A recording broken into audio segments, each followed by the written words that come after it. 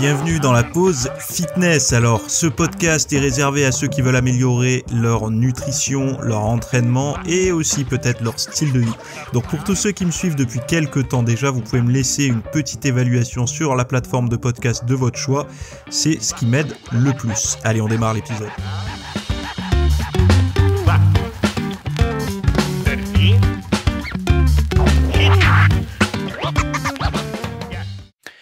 Salut à tous, j'espère que vous allez bien, que vous avez passé un bon week-end. Ça y est, les beaux jours arrivent.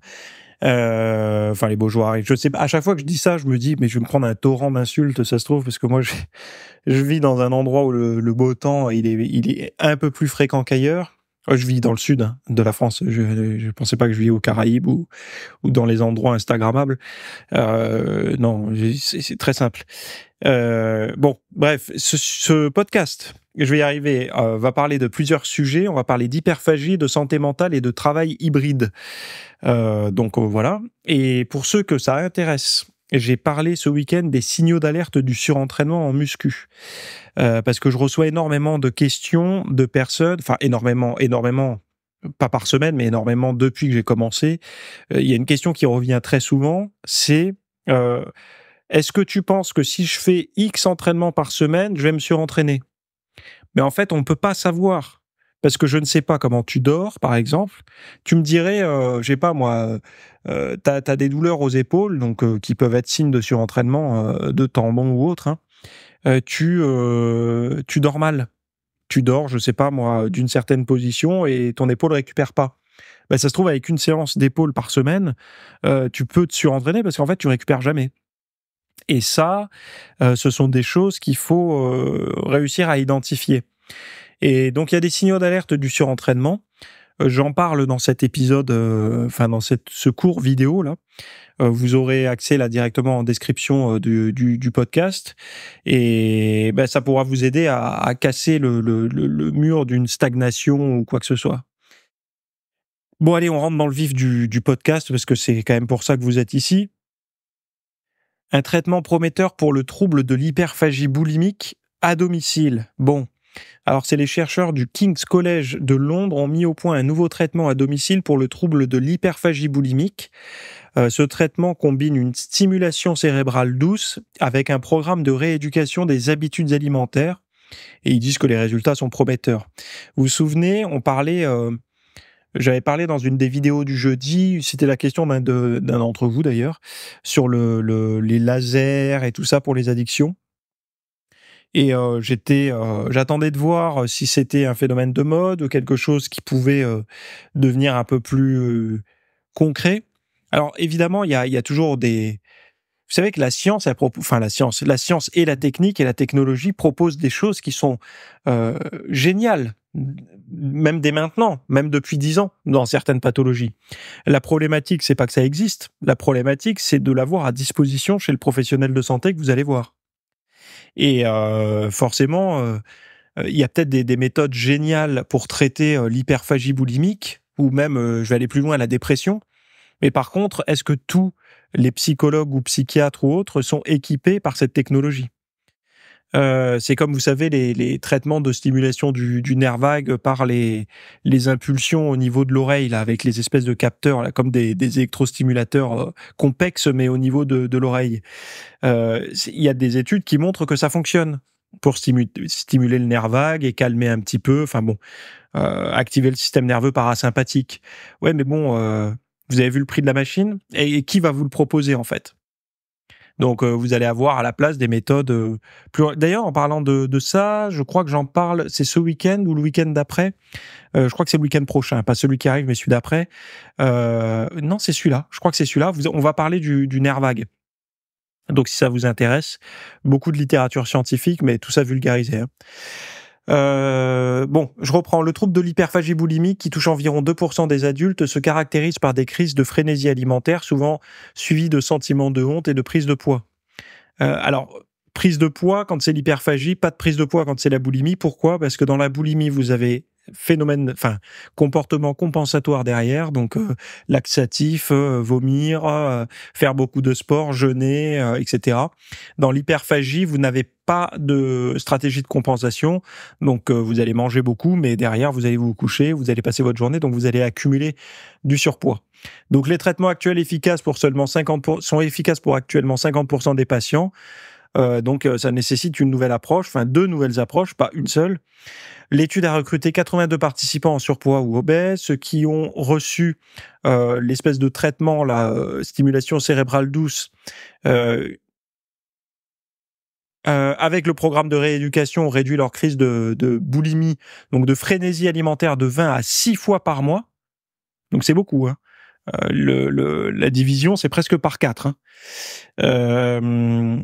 Et ont perdu environ 3 kilos, entre 3,5 kg et 4 kilos en 6 semaines, ce qui est beaucoup aussi. Donc on voit bien l'ampleur et encore, c'est pas le maxi, parce qu'il reste encore 6 crises par mois. Donc c'est ce qui veut dire qu'avec 0, on arriverait à une perte de poids assez importante en 6 semaines. Hein. En comparaison, les autres groupes ont montré des résultats moins significatifs. Donc il y a également une amélioration de l'humeur qui était notable chez ceux ayant suivi le traitement de stimulation qui combine stimulation cérébrale douce avec programme de rééducation des habitudes alimentaires. Donc les chercheurs envisagent des études à plus grande échelle pour confirmer ces résultats et explorer de nouvelles combinaisons thérapeutiques.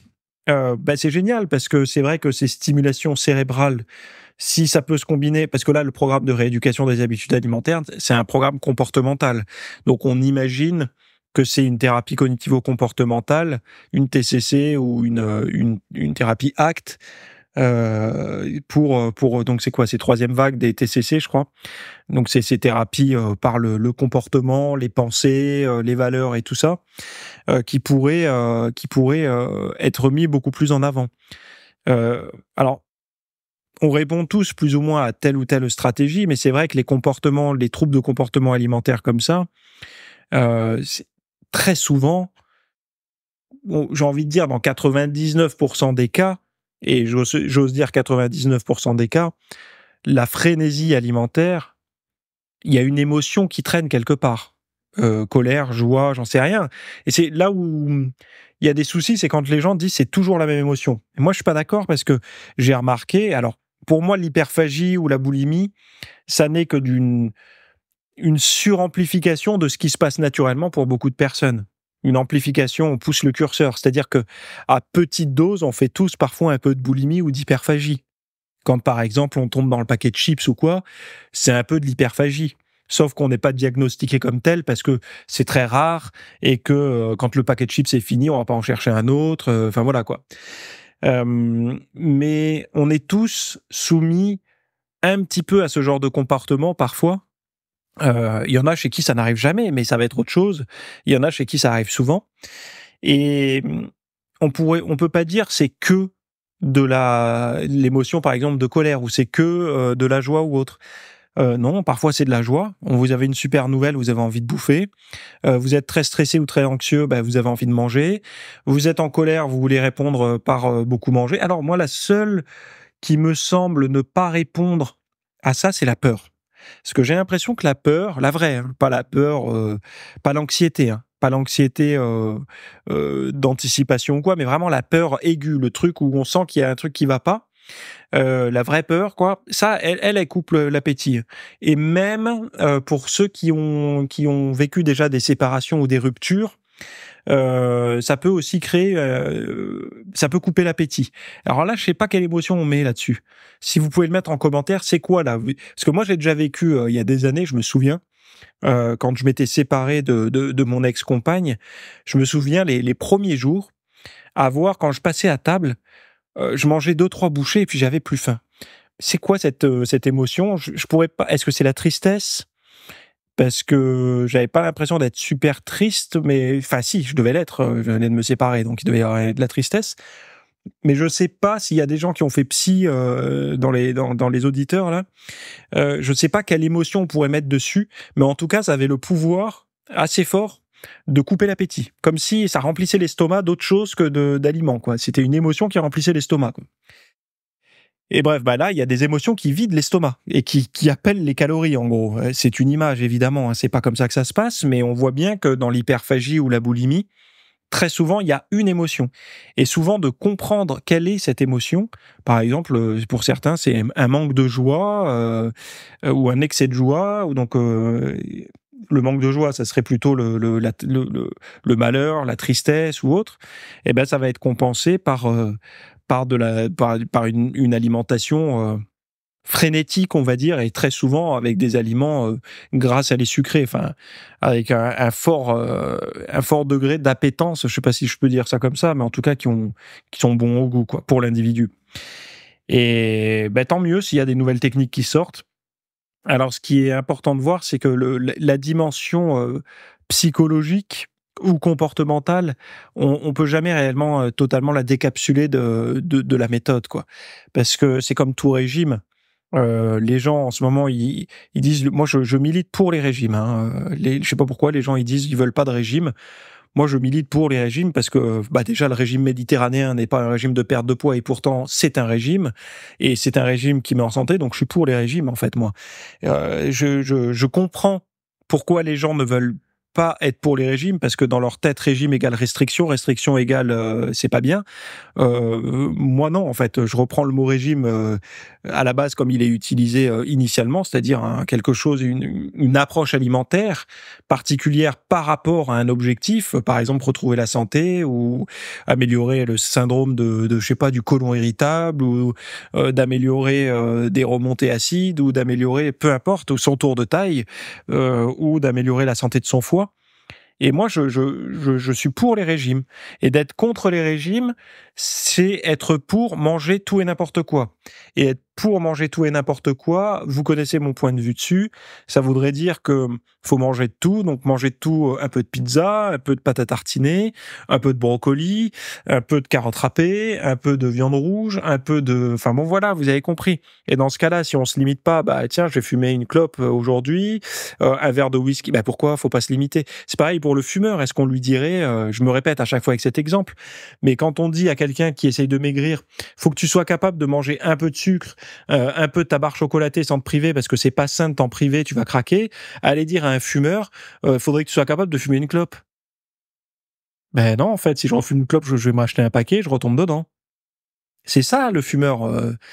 Enfin, il y en a qui arrivent par exemple, ce qu'ils appellent la clope plaisir ou la clope soirée avec les amis et tout. Mais eux, ils cherchent pas à arrêter de fumer parce que ce sont pas des fumeurs. En fait, ils font comme la personne qui va se prendre une bonne pâtisserie un dimanche par mois. Mais s'ils étaient comme celui qui mange un paquet de M&M's par jour, ben, celui qui mange le paquet de M&M's par jour, il cherche à arrêter de le manger. Et ben, le fumeur, il cherche à arrêter de fumer. C'est la même chose. Et c'est pour ça que le mot régime, ce serait un peu comme de dire à celui qui fume de lui interdire le mot sevrage, quoi. Et on sait aujourd'hui que pourquoi je fais cette comparaison, parce qu'on sait qu'aujourd'hui le sucre il est vécu comme de la drogue en fait pour certains individus, donc potentiellement comme une addiction, et donc la réponse à une addiction c'est un sevrage. Alors la gestion holistique de la santé mentale. Donc ça c'est le deuxième sujet. Les professeurs de la santé mentale doivent adopter une approche plus holistique au-delà des médicaments pour traiter les troubles mentaux. Selon une étude, sans blague, selon une étude parue dans le journal PLOS Mental Health, donc les troubles mentaux touchent environ 1 personne sur 8 dans le monde, donc selon l'OMS, les troubles mentaux touchent environ 1 personne sur 8 dans le monde. Alors on n'a pas tous les mêmes statistiques parce que j'ai écouté une conférence au Québec où ils disaient...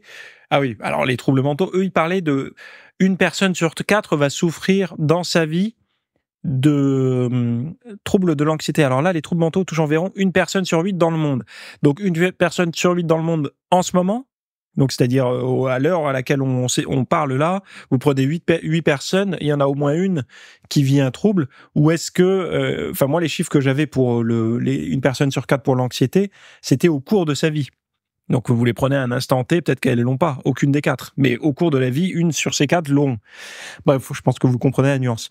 Les chercheurs Siddhartha Ribeiro, Ana Paula Pimentel, Paolo Amarante et leurs collègues au Brésil soulignent que la psychiatrie s'est trop concentrée sur les médicaments. Oui, mais ça aide quand même beaucoup les gens, les médicaments. Enfin, surtout au niveau des troubles mentaux. Il y a des gens, vous leur enlevez leurs médicaments, ou s'il n'y aurait pas eu ça, enfin bon. Moi, je suis pas pour diaboliser la médecine moderne, hein. Par contre, je suis pour l'approche fusionnelle entre le monde médical et le monde... En gros, si on pouvait fusionner la médecine traditionnelle avec la médecine moderne, quoi. Donc, il prône une intégration des traitements pharmaceutiques avec une compréhension plus large des facteurs mentaux et physiques. L'approche holistique commence par respecter les droits et la dignité des individus et comprend le soutien par les pairs et le renforcement des communautés. Donc, les auteurs recommandent des changements de mode de vie pour améliorer le sommeil, la nutrition, l'exercice, incluant des pratiques comme le yoga et la capoeira, donc c'est le Brésil, hein. Il suggère également l'intégration des thérapies introspectives telles que la psychothérapie, l'art-thérapie et le contact avec la nature. Ce qui est marrant, c'est que là, on parle pas de TCC. Donc, moi qui connais un peu ces trucs-là, donc la thérapie introspective, on imagine que c'est l'introspection. Par exemple, est-ce qu'on peut parler de l'écriture là-dessus? Donc, l'écriture expressive, où on irait chercher dans le passé, et on pourrait écrire là-dessus et en parler avec un thérapeute. La psychothérapie classique, l'art-thérapie, donc de se servir de l'art comme thérapie. Je sais pas si vous avez vu, mais par exemple dans les magasins comme Cultura, vous avez un rayon art-thérapie et ça marche très très bien, hein. Si vous avez besoin de vous extraire de ruminations et tout, faites des mandalas ou faites des coloriages pour adultes, hein. Ça marche super bien, c'est super super pratique. Alors ça peut être aussi de la construction de meubles. Moi, c'est mon art thérapie à moi, c'est ou le jardinage. Alors là, j'ai déménagé, faudrait que j'en remette une, mais une jardinière. Mais moi, de mettre les mains dans la terre, je sais pas ce qui se passe en mettant les mains dans la terre, mais moi, c'est une thérapie par la nature excellente. Le contact avec la nature, ils le disent, mais moi, ça marche, mais à 100%. Alors, je dis pas c'est pas magique, hein. Ça veut pas dire que je vais dans la nature, je reviens, c'est bon, je suis un autre homme, hein. Mais ça me met un baume apaisant. Si je traverse une période un peu anxieuse, ça me met un baume cicatrisant, on va dire, sur les petites plaies qui se sont réouvertes ou autres, quoi. Et l'art-thérapie, c'est si vous avez une dimension un peu artistique, mais même si vous l'avez pas, de dessiner, d'écrire ou autre, c'est quelque chose ça, c'est vraiment quelque chose de magique, quoi. Et de combiner ça avec la médecine moderne, en fait, c'est l'individu qui se met à bosser en plus de la médecine. Et c'est la dimension qui nous manque aujourd'hui dans beaucoup de problèmes de santé, c'est la responsabilité individuelle. Alors, je sais que le mot responsable aujourd'hui, de dire vous avez une part de responsabilité dans votre obésité, dans votre mal-être, dans votre maladie, en France aujourd'hui en 2024, en disant ça, si quelqu'un le sort du contexte de la phrase, je peux me faire péter les rotules, hein, parce que le mot responsabilité, on n'est pas responsable de notre surpoids, on l'entend de partout. Sauf qu'en fait, en disant ça, on enlève une part de liberté à l'individu qui souffre. Parce que si vous ne dites pas, par exemple, moi, si je m'étais pas dit que j'étais en partie responsable de mon surpoids à l'époque, j'aurais jamais maigri. Puisqu'en fait, je me serais reposé sur, je sais pas moi, ma génétique, parce que c'était le cas, hein. Moi, j'ai entendu dans ma jeunesse, tu sais, de famille, certains, surtout les hommes, ils ont tendance à avoir un peu de brioche, machin. Bon, tu l'acceptes ça, puis après tu dis c'est dans mes gènes, je n'y peux rien. Puis après tu dis c'est le niveau d'éducation. J'ai pas fait des hautes études et statistiquement, ce qui est vrai, hein, statistiquement, ceux qui n'ont pas fait de hautes études sont plus en surpoids que ceux qui en ont fait des études. Donc voilà. Puis après il y a la géographie, selon où on habite, on fréquente pas les mêmes lieux. Ces lieux-là ne sont pas fournis avec de la nourriture de bonne qualité, etc. Puis il y a les revenus. Si on a moins de revenus, on n'a pas accès à la même nourriture. Bref, donc on peut mettre en cause des tas de choses extérieures. Sauf qu'à un moment donné, je me suis dit, écoute, mon garçon, qui fait la liste de courses? C'est moi. Qui met les courses dans le panier? C'est moi. Qui range les courses dans tes placards? C'est moi. qui choisit les aliments que tu vas cuisiner, qui vont être cuisinés? Bah, c'est moi. Ok. Qui sert ton assiette? Bah, c'est toujours moi. Et qui met la fourchette dans ta bouche? Bah, c'est toujours moi. Donc, il y a quand même beaucoup de part de responsabilité dans le comportement, dans les comportements qui m'ont conduit à être en surpoids. C'est-à-dire qu'il y avait toute une chaîne de comportements dont j'étais responsable, qui me menait au surpoids. Donc, il a fallu que je comprenne cette chaîne-là et que je me dise, OK, bah, cette chaîne, je vais l'éteindre et je vais allumer une autre chaîne qui va me conduire vers des meilleurs comportements. Et c'est là que j'ai compris finalement que j'ai commencé au début, je me suis dit, bon, la diététique, je maîtrisais rien, la nutrition, qu'est-ce que j'ai fait? Je me suis dit, je vais commencer par marcher. Je m'étais réinscrit dans une salle de muscu parce que moi, je m'étais découragé au début de la musculation, hein. 2 ans de muscu pour être toujours gras du bide, ça m'avait découragé, j'avais arrêté, hein. Et puis là, je m'étais dit, allez, je retourne à la salle et j'ajoute un peu de marche en côte, parce que je pouvais pas courir, j'étais en obésité modérée, IMC au-dessus de 30, courir, c'était pas possible, quoi. J'avais l'impression que, enfin bon, donc de la marche en pente sur un tapis de course, et puis de la muscu. Puis au fur et à mesure, en parallèle, je me suis formé, quoi. J'ai appris, j'ai lu et tout. Et je me suis dit, tiens, je vais mettre de nouvelles bonnes habitudes. Et c'est là d'ailleurs que j'ai compris qu'on pouvait manger sainement en ayant un faible budget, hein. Et d'ailleurs, je mangeais même pour moins cher en mangeant sainement que ce que je mangeais avant. Mais bon, tout ça, j'en ai déjà parlé largement. Je vais pas vous inonder avec ça. Vous avez plein de vidéos sur mon site qui en parlent.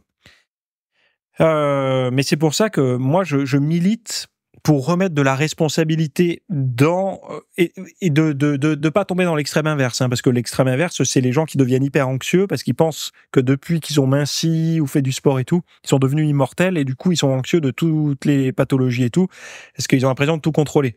Donc faut faire la part des choses. On a une part de responsabilité individuelle, un peu en philosophie ancienne. Concentre-toi sur ce que tu maîtrises et pas sur sur ce qui dépend de toi et non ce qui ne dépend pas de toi. Donc il y a des choses, ce qui dépend de nous, on peut s'y intéresser et avoir la main dessus. Ce qui ne dépend pas de nous, malheureusement, on peut rien faire. Et enfin si, on peut déléguer à la médecine, aux spécialistes, quoi. Donc voilà, c'est une bonne nouvelle que pour la santé mentale, enfin, on puisse commencer à avoir des papiers là-dessus. Alors là, c'est Brésil, mais bon, si aujourd'hui, et je sais que c'est pas des choses qu'on crie sur tous les toits, mais si aujourd'hui, vous qui m'écoutez, vous êtes sous traitement, sachez que vous pourriez gagner des points de santé mentale avec une thérapie introspective ou de la psychothérapie, de l'art-thérapie et du contact avec la nature, de travailler concrètement en parallèle. Logiquement, vous le faites. Mais essayez de pas avoir que des livres de développement perso, quoi. Essayez d'avoir du concret. C'est-à-dire quelque chose où vous mettez un pied devant l'autre. Parce que le développement perso, on en parle souvent entre nous, mais le développement perso, pour moi, c'est un peu comme c'est un peu comme un citrate de bétaïne, quoi. On a mal au bide, on en prend un citrate et ça va mieux. Le développement perso, on a mal à un sujet. Dans notre tête, il y a un thème qui nous fait défaut, qui nous fait mal, où on sent qu'on bloque. On lit un livre de développement perso et durant la lecture, on sent que, ça y est, illumination. Ça dure le temps de la lecture, ce qui est déjà énorme, hein. Mais on sent que derrière, souvent, le développement perso ajoute plus de choses à faire que d'acceptation ou autre, quoi. Voilà, après chacun y voit. Mais par contre, ça fait quand même du bien. C'est ça qui est important. De l'écouter ou de le lire. Il y a quand même un effet apaisant sur le moment. C'est comme une aspirine. On dit un ou une aspirine, je sais jamais. Bref. Troisième sujet, le travail hybride, une formule gagnante pour tous. Alors, c'est quoi le travail hybride déjà? Vous allez comprendre très vite. Donc, c'est une étude menée par Nicholas Bloom, économiste de Stanford, qui démontre que les emplois hybrides permettant de travailler 2 jours par semaine à domicile, donc en gros le télétravail, sont bénéfiques pour les employés et les entreprises. Les travailleurs donc en télétravail hybrides, sont aussi productifs et autant susceptibles d'être promus que leurs collègues au bureau. Alors, Stanford, ok, en France, on n'a pas la même mentalité du travail. Le télétravail, c'est vu comme les fainéants, et l'attitude en télétravail, il y en a qui bossent pas. Mais c'est un petit peu comme vous savez, la sieste. Quand on parle de sieste en France, parler de sieste en France et parler de sieste au Japon, vous n'avez pas du tout la même, comment dire, je sais pas si on peut dire sociologie, mais la même psychologie des masses vis-à-vis de la sieste selon les pays. C'est pareil en fait pour le télétravail. Donc il y a une réduction des démissions. Les démissions ont diminué de 33%. Alors attendez, je reçois un texto en même temps, je suis désolé. Donc les démissions sont diminuées de 33% chez les travailleurs qui font de l'hybride. Donc c'est une agence de voyage en ligne en Chine qui a permis à l'entreprise d'économiser des millions. Les femmes, les employés non cadres et ceux ayant de longs trajets ont particulièrement bénéficié de ce mode de travail. Donc c'est bien. Plus de 1600 employés de Trip.com ont participé à cette expérience. Donc, l'étude a été faite sur Trip.com, incluant des ingénieurs, des marketeurs, des comptables et des financiers. Les données montrent que les travailleurs hybrides n'ont pas vu leur productivité ou leur avancement de carrière diminuer et ils ont rapporté une meilleure rétention des employés.